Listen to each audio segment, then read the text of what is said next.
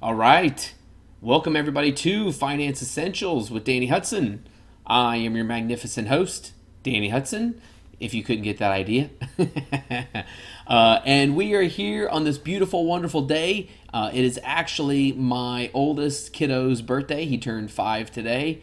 And needless to say, we're trying to figure out where the time went, right? Because if you guys have kids, you understand how that works. Your kids get bigger, you get a little bit more gray hair going on, right? But it's a beautiful time. We're gonna take him to go get some hibachi stuff to eat tonight for dinner, which that's that's what he wanted. So it's his birthday, so that's what he gets. And he got some hockey stuff. He got some stuff from his friends. He's getting into hockey, and he really wants to play, but he hasn't skated yet. He doesn't know if he can skate. But hey, that's part of life, right? You grow up. I remember being around that age and getting my first pair of rollerblades and wiping out and getting lots of nice bumps and bruises and scrapes and cuts and all that kind of stuff. And also part of the reason why I didn't do it very long. But yeah, so we're here for a great day. Thank you guys for being here. I really appreciate you tuning in each and every week. If you're new this week, welcome. I hope there's some new people out there. This is a show that I like to do where I basically take what's going on in the political and economic world and how it relates to you guys and stuff that we should be concerned about as individuals. Also ways that we can help build up our community and the people that we're around. Because at the end of the day, that's what it's about, right? It's about building up community. It's about making ourselves better. It's about making each other better, those people around us better, and really making a better place and a better world for all of us without reliance upon government. Because hey, who wants the DMV running? Who wants the DMV running the world? I know I don't. I know I don't. But if you get the chance, you like the show, share it with a friend. Follow us on social media, all of that kind of good stuff. Those are always great things. Like and share, subscribe, do all that kind of fun stuff. But let's see. So let's see what's going on in the news. The Olympics are starting up in a couple of weeks. I think at this point in time, the Olympic Committee has decided that they want to move forward with the Olympics. Everybody else is basically, boycotting them, or Japan, I think, declared a state of emergency. It's just a huge mess. It's a huge mess. I personally don't really care. Watching some of the games and stuff might be fun, but for the most part, I don't really care. A lot of this is very panic driven, right? And so if what's the saying? You've made your bed, now sleep in it, right? So this is the kind of stuff that people have been worried about and panicky about for a very long time, and this is part of the consequences that go along with that. So let's see what else is going on. Let's see. The federal government has decided. I don't know if you guys saw. Was it Jen Psaki's press conference a couple of days ago, where they have admitted that they. And how they are going to execute this, I don't know. But they have claimed that they will be working towards going door to door to all of the people in the U.S. who are unvaccinated. So approximately, what's that number? Like 35%? Somewhere around in there of grown-ups, 35%. Maybe I'm slightly off. But they have claimed that they will be going door to door to, I think, encourage people to get vaccinated. Here in Tennessee, I don't see this going over well. I don't see the local authorities. Well, I don't know. Maybe the local authorities might comply. I don't know. I've got a little bit more faith. I don't anticipate that they will. But you never know. So it's going to be very interesting to see what happens. Are they just going to bring back all of the census people who apparently don't mind going door to door and knocking and bothering people? Maybe, are they going to bring all those guys back? I do know one thing, though, and if you've been a fan of this show or you've been listening to this show, I can tell you one thing with absolute certainty. It will cost a ton of money. It will cost a boatload. And guess who's going to pay for it? You're going to pay for it. you were going to pay to have these people go door to door and bug people who are not vaccinated to get vaccinated. So that was fun. The reactions were really fun, kind of seeing people pushing back against some of that policy. Let's see. Anything else going on? I guess nothing. Nothing else too big going on. So maybe we'll just go ahead and dive into the show. So, as you guys have known, the lockdowns have been going on now across the globe in different phases in different places for about a year and a half. And something that we've discussed on this show, as far as businesses being able to pivot, the government printing trillions of dollars. How the government kind of chooses winners and losers when it comes to everything from infrastructure to even food service, and local governments. All of these factors kind of are government created winners and losers. And so not too long ago, I think it was probably about 2 weeks ago, I think it was CNBC, but other media companies have also picked up on it. But COVID and the lockdowns have essentially created a new billionaire class, right? These are people who are, in essence, now billionaires due to lockdowns and government measures and that kind of thing. And so, if you're listening to this show and you are one of these billionaires, congratulations. You are now richer than most people on earth. But if you were listening to the show and you are not a billionaire, I hope that you have at least retained your job, and I hope that you've at least gotten, I don't know, what, a 4 or 5% raise, because if not, you have actually lost money. So in essence, the government has created all of these new billionaires at the expense of costing everybody else money. and that's kind of how it works. But so NBC had put out an article that I thought was pretty interesting, and it was titled, now keep in mind, these that I'm referencing in this one aren't all COVID related, but it says Wall Street minted 56 new billionaires since the pandemic began, but many families are left behind. The coronavirus has destroyed lives, savings, and small businesses of innumerable Americans, but the year wasn't a financial washout for everyone.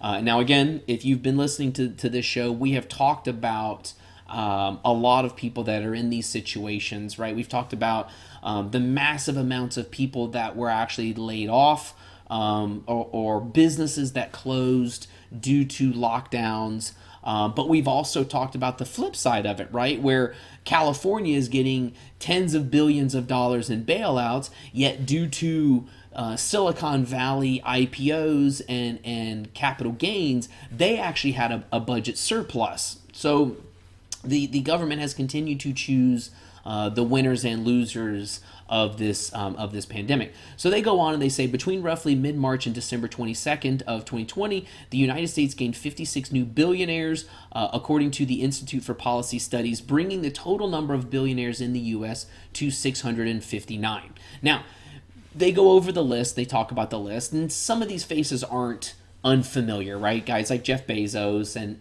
Elon Musk and Bill Gates, those guys have been kind of mainstays on that list for a while. What they do go into is they go into some of these new faces, guys like Kanye, who I knew he was rich. I didn't know he was billionaire rich. And then Tyler Perry, somehow Tyler Perry made it to the list. I didn't realize that Medea was such a profitable franchise, but apparently Tyler Perry is one of the newest folks on the billionaire list. And then Mackenzie Scott, also too, if you guys aren't familiar with Mackenzie Scott, she is now the ex-wife of Jeff Bezos, and so in the divorce settlement she received, however much it was. I don't know exactly what it was as far as his wealth, but they split, and so she ended up with 50 billion or so. Just a just a cool $50 billion. And so they go on to explain a little bit. I think they explain part of it, but they don't necessarily explain all of it. So they go on to say a key driver of billionaire wealth concentration was the unprecedented monetary policy response to stabilize financial markets in the early days of the pandemic, which spurred the stock market's gravity-defying raise. When Wall Street was on the verge of panic in March, the Federal Reserve intervened with the promise of low rates and an open-ended liquidity spigot. Now, if you're saying, well, Danny, I don't quite understand what an open-ended liquidity spigot means or what that is, I will explain it to you. Essentially, the Fed and Jerome Powell came out, middle of last year. I guess it was probably in April, right? And Jerome Powell went on television to talk to everybody, and he basically said, we will not let the markets fail. We are not going to let these markets fail. We will do whatever we can to make sure that these markets don't fail. And then, right away they injected, a couple $1 trillion of liquidity into the market. It might not have been that high. I can't remember exactly what it was. But it was somewhere between $1 and $2 trillion of liquidity early in last year. And so immediately the market started to rebound, right? Because if you think about it, that is as close to a guarantee as you can possibly get. So the market's down 30% at the time, whatever it might be. You have all of these people that are like, oh my God, what are we going to do? The Fed comes out and they go, we don't care what we destroy. We will not let this market fall. And so all of these people are like, oh, okay, well, I guess now's the time to buy back in. And so you see this crazy recovery, right? And now we're back at all-time highs, and we're back at this, and we're back at that, all because of this cheap money that this country is essentially addicted to at this point with these low interest rates. Because what was happening, and Apple is notorious for this, what a lot of these companies will do is they will borrow money at these essentially 0% interest rates, and then they'll just turn around and they'll invest it, or they'll do this or they'll do that, and they will keep their own cash, right? They'll hold a cash position and they'll just take on all of this cheap debt. Now, one of the things that this also causes is this is also going to cause the ability to them to never be able to increase up the interest rates, because not only is the federal government screwed, because I think at this point now, I think we pay $800 million per day servicing the national debt. So basically that's interest that the federal government pays every single day just on interest. And so you can imagine what that would look like if interest rates went up 1%, or even 0.5%, or heaven forbid 2%. Everything would basically collapse. And a lot of these companies are also taking on those types of positions. So one of the things that you will also find too is that if you happen to be looking at some of these markets, you will also notice that a lot of companies have IPO'd over this period of time. Companies like Airbnb have IPO'd. I think Robinhood is in the discussion. They're going to be IPOing soon. Coinbase has IPO'd. A lot of these companies have IPO'd, and some of them also did it before that. But one of the things that is very fascinating about it is a lot of these companies don't make money. If you remember the whole story about WeWork, WeWork is a company. They talk about what WeWork is revolutionizing how people do work, or whatever fancy gobbledygook that companies come up with as far as their goal. What WeWork actually does is they sign really long leases so they can get it at a discount, because they rent out a lot of office space and that kind of thing, and then they basically sublet that retail space to other people or companies for a profit, and that's supposed to be how they make money. Well, WeWork was losing a ton of money, and they were losing so much money, and their story was so bad that they actually had to pull their IPO, and because because they were in such a mess. But the point that I'm getting at though is that a lot of these companies that don't make money are essentially going public, and it's creating a new class of millionaires and billionaires. And again, that's how California was able to have a budget surplus, because people are thirsty for yield, right? People are thirsty for a return on their money, because again, when we're talking about what the Fed calls quote unquote transitional inflation of 4% or whatever it might be, if you're not getting a return because you're not getting it in a savings account, if you're not getting a return on that money, you're losing money. And that's why we're seeing companies buying up real estate. We're seeing companies going IPO because they know they're going public, because they know, according to the Fed and according to Jerome Powell, the market will not fall, right? The markets will not fail. And so if you're not making money, what a perfect time to go public when literally you're guaranteed to not fail. And so people are dumping all of this money into the market in riskier and riskier investments to try to make sure that they're getting some kind of a return. Now, who does that benefit, right? For one, that benefits the elite class, right? All of these millionaires and billionaires who have all of this stock. It obviously everybody who is connected with government, right? Because as they're printing up these trillions of dollars, there's windfalls that are coming into for the government class, because they're heavily invested, they're heavily involved in choosing these winners and losers. But guess who really loses? The poor and the working class. Only about 50% of the people that live in this country are actually invested in the markets. So not only have they not been able to take advantage of the rise in these markets that have been happening over the last, we'll call it a little over a year, since probably May or so of last year, but they're also the ones that suffer from the inflation, right? The corresponding inflation that goes along with this. And so the biggest issue here is that a lot of people talk about, oh, well, and we've addressed this on the show, is that when regular people were getting checks from the government, right?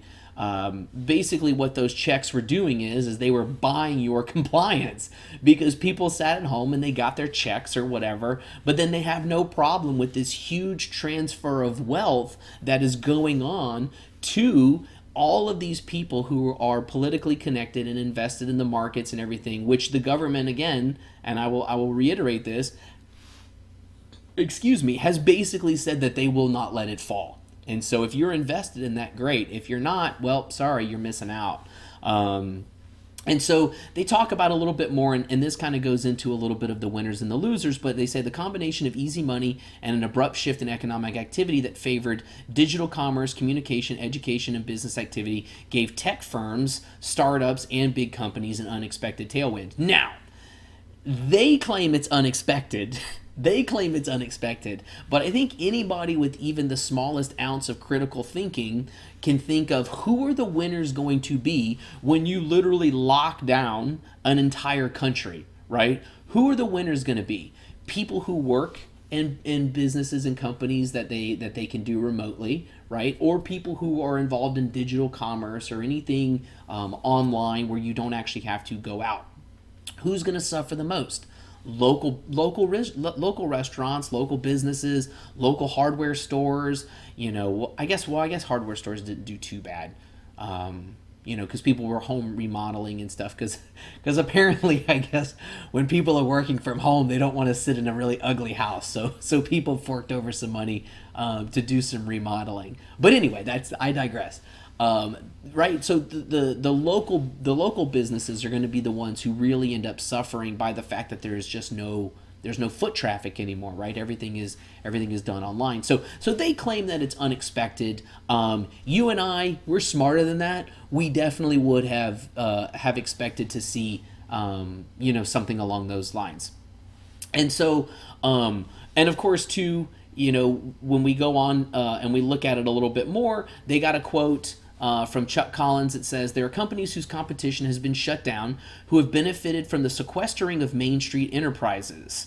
Wall Street is making big bets on who the winners are going to be coming out of the pandemic, and you've got a group of companies that have reaped these windfalls. Now, they say they're making big bets on who the winners are, but let me pose this type of a question to you. Do you believe that it is a bet if you already know who the winners are going to be?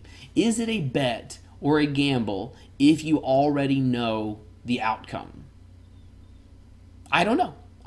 Maybe it is and maybe it's not. But when it talks about Wall Street is making bets on the winners, they already know who the winners are going to be. You know who the winners are going to be? These massive companies who reap all of these rewards handed out, by the government. And they already know who's going to be the losers too. It's going to be you. You're going to be the loser.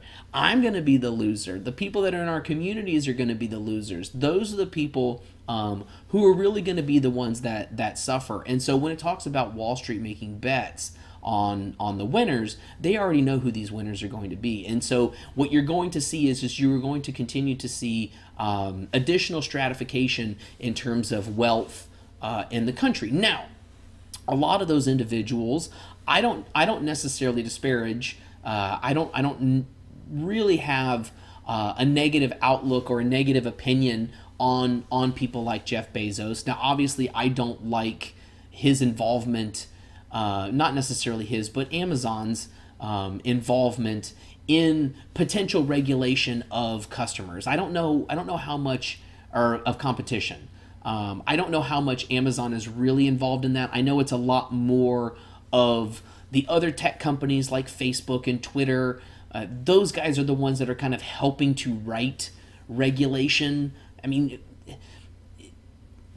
you know that it's bad and you know that the system is corrupt when the very people who are the ones who should be or intend to be regulated are the ones who are basically writing the regulation for the government, right? Because what they're going to do is they're going to make it very difficult. They're going to make it very expensive to manage and maintain, because that way they can say, well, if Johnny wants to make his own social media company, here you go. Here's the regulations that go along with it. And Johnny's sitting there thinking, he's like, this is going to cost me millions of dollars to be able to get a social media platform.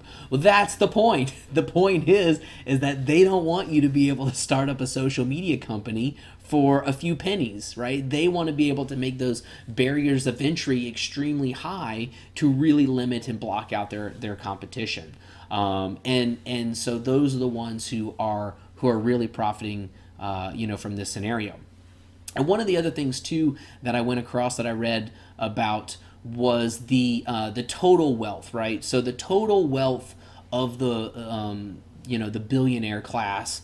Jeff Bezos' wealth, I believe, touched almost $200 billion, which again is an obscene amount of money. But a lot of people also too, they like to talk about, oh well, we should tax the rich, which it used to be. So if you look at Mr. Bernie Sanders, who I think most people would acknowledge is the foremost expert when it comes to who should pay more money, it used to be kind of a tax the rich, right? The millionaires were the bad guys. But then he became a millionaire, right? Now he is a millionaire. He has book deals and he owns multiple properties and and all this kind of thing. But then millionaires aren't the bad guy, right? When you're a millionaire, well, I've got some money, but I don't have a lot of money. But you know who the real bad guy is? The billionaires. The billionaires are the real bad guys. So that's kind of the shift in his and others like him position. But the rich, over the span of this time period, they have increased their wealth by about $1.3 trillion over the course of this time period. Now, one of the things that we have also discussed previously on the show is, and we kind of alluded to it a little bit earlier when we talked about the checks that were given out, right? The money that was given out to the people, to stimulate the economy, right? where that money ends up going to is right back in the hands of these 1%, right, or 0.1%, or whatever you want to refer to them as, the billionaires. All of the money that you're printing up and you're giving to a lot of the poor and the working class is just going to go right back to those people, because where are they going to spend it, right? They're going to spend it at all of these companies like your Amazons and like your Walmarts, these publicly traded companies, and it's going to continue to inflate the stocks, right, which they don't own any of, but yet all of these other people who have very diverse portfolios, and you know, and they're the CEOs, they're the a managing partner of this, or they're that. Those are the people who end up seeing the bulk of the rewards, because now all of this money that you and I are getting that's going in to stimulate the economy, we don't own any of that economy. The rich folks and the people who are connected to the government are the ones who own that economy. And so you will continue to see that part blossom and bloom, and then you will continue to see the inequality kind of change. And so that's why you're seeing the rich increasing their wealth by over $1 trillion. Meanwhile, you know, the labor force participation rate is low, rent is up, groceries are up, gas is up, which, I mean, how could I forget gas, right? But all of these other categories that actually impact you and me on a day-to-day basis have continued to go up. And so our cost of living has gone up, our standard of living has gone down, and then all of these other people over there have increased their wealth. Now, the pitchforks and torches come out, right, to go after these 659 people, but at the end of the day, it's government policy that has really created a lot of this. And so I think a lot of the pitchforks and the torches are actually aimed at the wrong group of people. Now, the purpose of today's show, and what I was really kind of alluding to here, is that over the last year and a half, where we have printed up, you know, $6 trillion-ish in that neighborhood, that kind of thing, the people who have really benefited throughout the lockdowns and the COVID era, you know, and all of that kind of thing, are the people who are invested in COVID as a business. And so another article that I found was by CNBC, and it was titled, you know, well, I actually don't have the title here, but the summation of it is, and I'll link it in there, is that there are 40 new billionaires who have been created due to lockdowns, due to COVID. You know, again, a lot of this is government money, right? When you think about it, and it's not just, you know, one group of people, right? It's a wide variety. I actually looked through the list, and they're global. These aren't 40 new billionaires that are located only here in the U.S. They're spread out all over the world.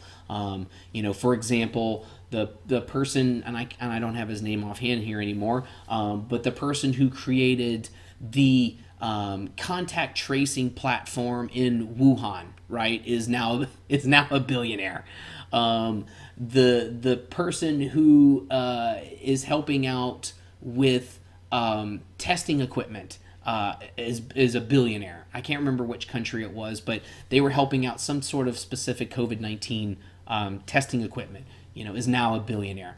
The top of the list is a gentleman by the name of Li Jingquan, and he is from Hong Kong, and I think his estimated wealth at this point is around $7 billion or so.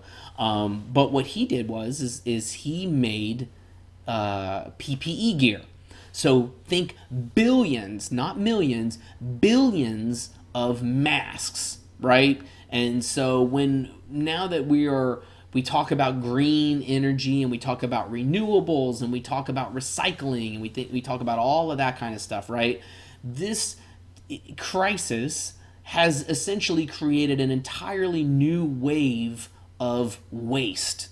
And who ends up benefiting from that? The people who make the waste, right? And so Li Jingquan, he made other gear too for healthcare workers and that kind of thing. But his company made billions of these masks, and so we're gonna find these masks floating out in the ocean. We're going to find them on the ocean floor. We're going to find them in landfills. We're going to find them all over the place. And he is now a billionaire because of it. And there were a ton of people. There were more people on this list that were due to PPE creation, gear, or whatever it might be, more so than anything else. There were, the flip side of it is the people who were involved in the vaccines, right? The CEO of BioNTech, CEO of Moderna, CEO of AstraZeneca, these companies that are making these the vaccines. The people who are operating and managing these companies are also now billionaires. And there were a few other people that were on the list that were heavy investors. So people who probably had, I'll make up a number, but say they had $100 million invested in Moderna and they own Moderna shares, and then Moderna passes their mRNA test, whatever, and now he's a billionaire. And so there are people that are on the list. But the point of all of this, and the point that I'm really trying to drive home here is that the majority of the people that are now on this list, especially the ones related to the COVID vaccines and that kind of thing, their money, their billionaire status was created by you. You were the one, by your tax money, by your, owning dollars, that, in the system, more dollars were created, more dollars have been pulled out of thin air and given to this class of people who have reaped the rewards. And they are now billionaires due to,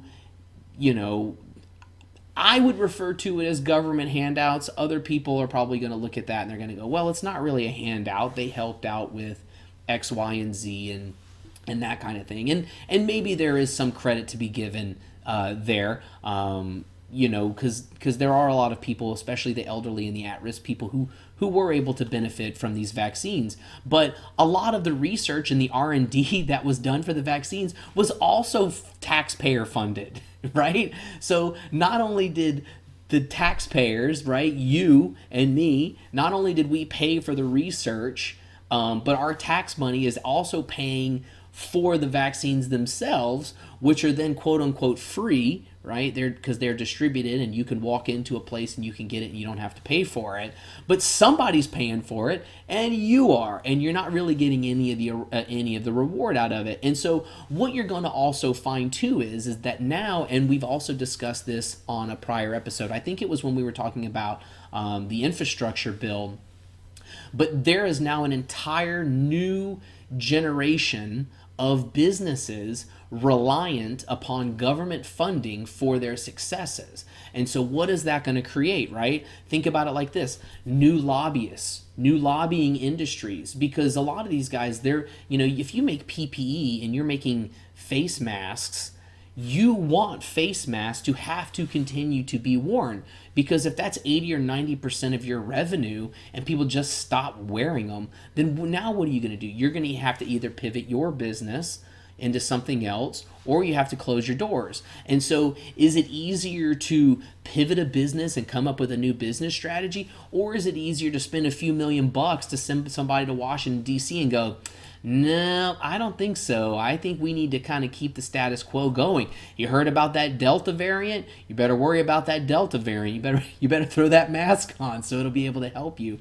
And so what we have created based off of what we have seen over the last year and a half is 40 new billionaires who have been able to reap the real rewards from this pandemic and lockdowns, while the rest of us kind of suffer. My guess is that the billionaires that are on this list, their kids probably weren't sitting at home for a year having to do Zoom classes.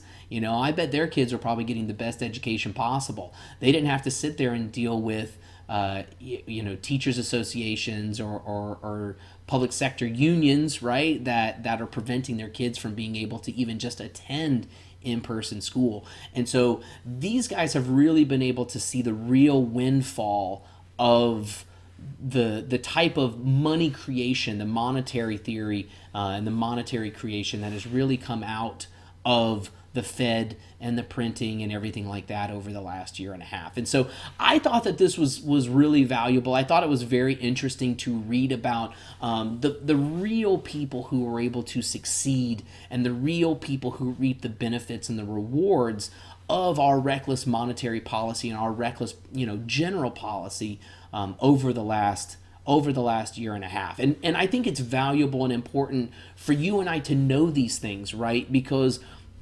when anytime that it comes out and it's like, oh, well, the American people need this, or you as an American, you need that.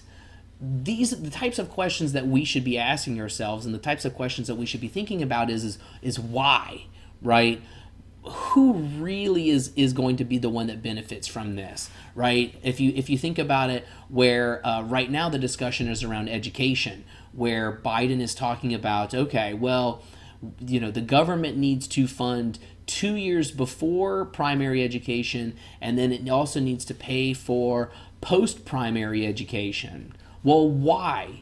He claims that that to compete in a global environment, a global market, that having K through 12 education is not enough. Personally, I think it's too much. I think K through 12 is too much. I think maybe we should cut that down some, because I don't think the quality of that education is very good. But he says that it's not enough, right? And so he wants the government to pay for 2 years prior to primary education and 2 years, or maybe even more after primary education. And the thought there is okay, who really benefits from that? Who really gets that rewards? Because, as you guys know, if you have a bachelor's degree, what is a bachelor's degree worth if everybody has one? The answer is nothing, right? Because that becomes the new baseline. And so if the new baseline is everybody's in school for 15 years because of preschool and pre-K and all that kind of stuff, then where's the real reward? Where's the real benefit of that? Because a lot of it's going to do is just going to water it all down. But those are the types of questions that when I bring up stuff like this, that I want you guys to be asking. Who really stands to benefit from this type of policy? And on the flip side, who stands to really be hurt, right? If we print trillions of dollars and you get a check for $600, did you really benefit?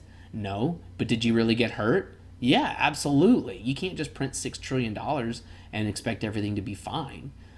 So again, I thought it was important. I thought it was valuable. I thought it was a really good way to generate that type of question asking that I try to do, and that I really expect and I hope that you guys would also do the same. But that's it for the show this week. Thank you guys for tuning in. If you got some value out of it and you enjoyed it, feel free to share it, subscribe, like all that kind of stuff that I said at the beginning. And we'll talk to you again soon. All right, bye.